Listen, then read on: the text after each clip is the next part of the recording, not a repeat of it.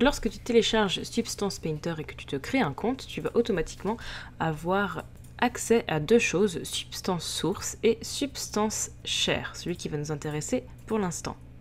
Donc Substance Share, c'est un site gratuit sur lequel tu vas retrouver plusieurs centaines d'effets, de matériaux, de brushes, etc. absolument gratuitement. Donc ce sont des choses qui ont été créées par des autres utilisateurs de Substance et qui ont été mis en ligne. Donc tu peux venir farfouiller à l'intérieur de Substance Share et venir récupérer un certain nombre de choses que tu pourras plus tard remodifier.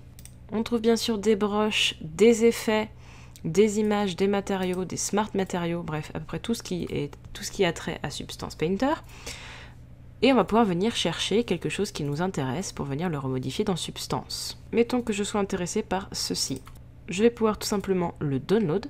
Lorsque donc tu as téléchargé des choses sous Substance Share, tu vas te retrouver avec en général deux choses.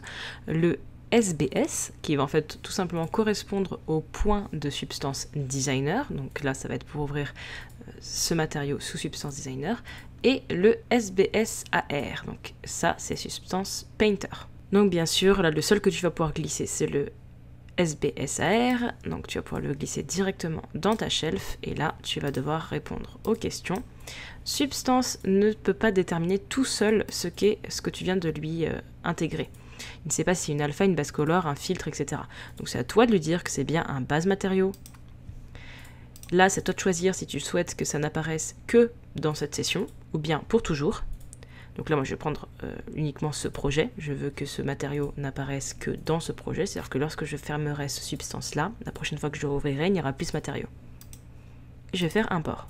Et voilà, du coup, mon matériau que je viens de télécharger, qui se retrouve à ma disposition dans Substance.